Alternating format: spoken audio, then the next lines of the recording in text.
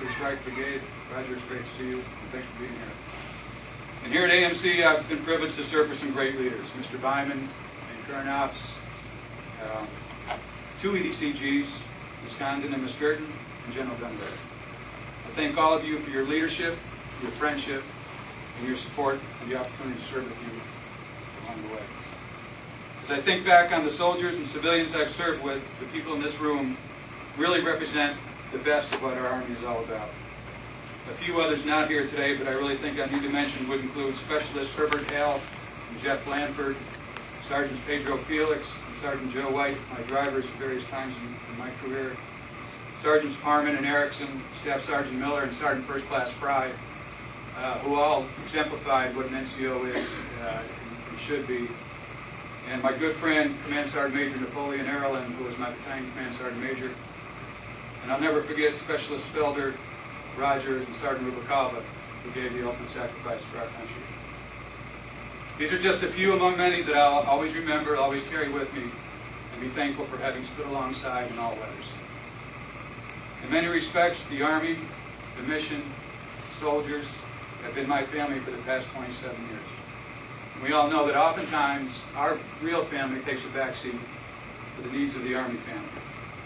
But it's been so easy to do what I've done because of the character of the people with whom I've served, how much I've loved it, how much fun we've had along the way, and most importantly, how much my real family has supported me through it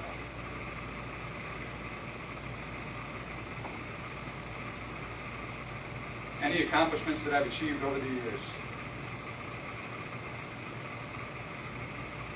have been possible only with the support and collective effort of my family.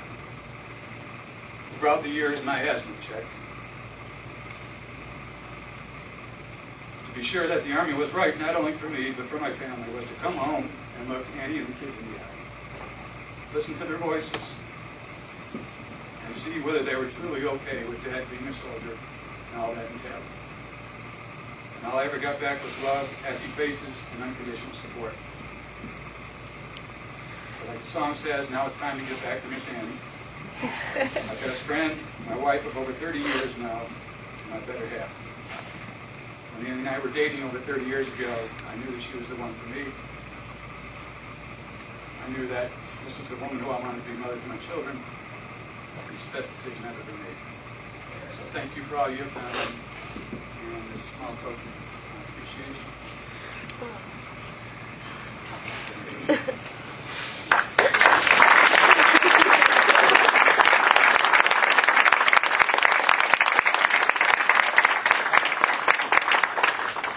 On the back table there.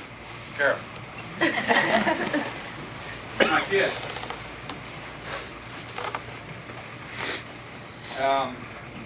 Sarah, Stephen, Michael. I've got to improvise a little bit because I don't think Stephen was going to be here.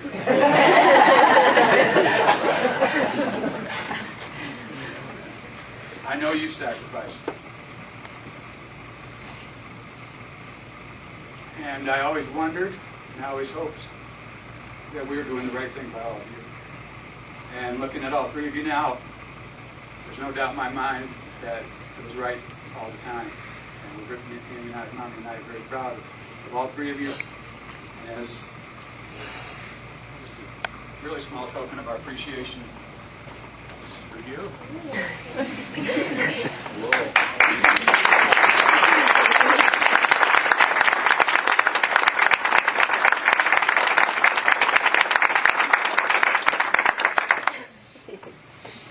Stephen, we've got something for you in the care package coming.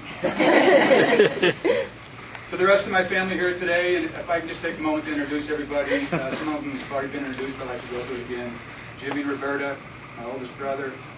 Mary and Pat, both couples from Binghamton, New York, my sister and my brother-in-law. Tommy and Lynn from Wyoming. Greg and Roseanne came all the way from California. Kevin and Christina from upstate New York. My sister-in-law and her husband. Erica and Ben, Patrick, Mary and Pat's son, Nick, lifelong family friend, kind of like a son to us, and my cousin Susie and her son Matthew.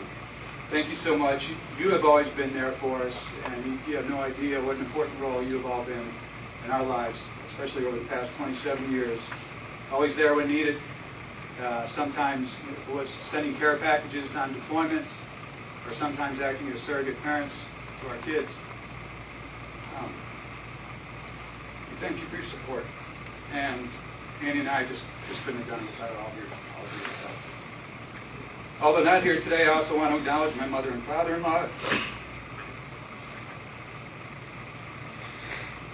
Nan and Pop DeBello. They have been my second set of parents and have played a huge role in shaping and always supporting me and my family. My dad can't be here due to age and health, and if he had his way, I'd stay in for another 27 years. He'd be there with me as well. But I know he's proud.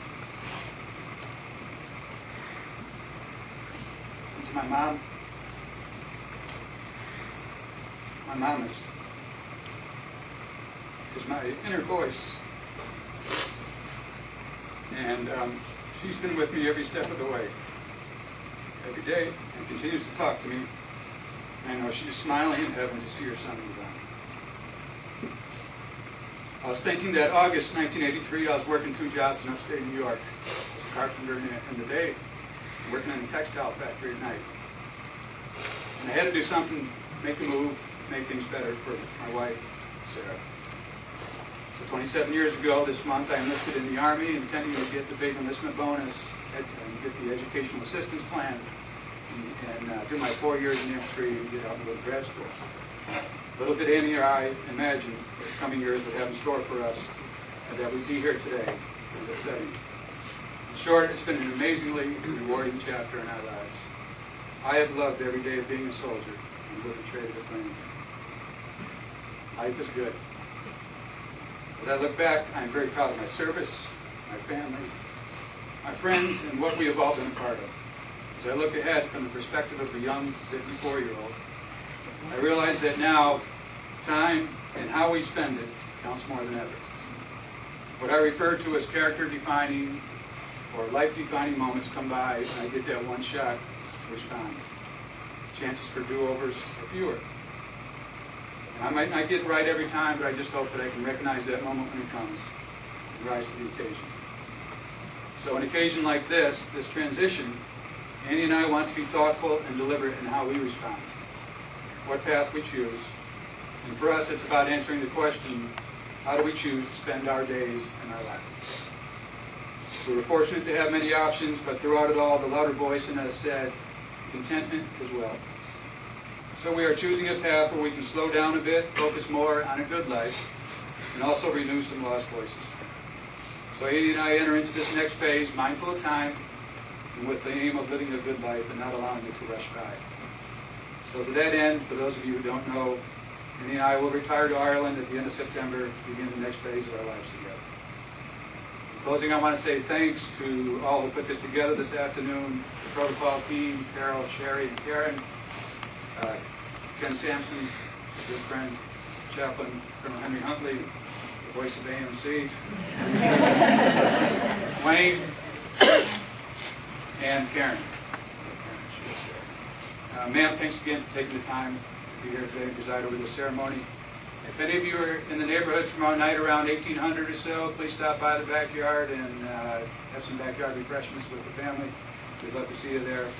Thanks all again for coming. God bless everybody.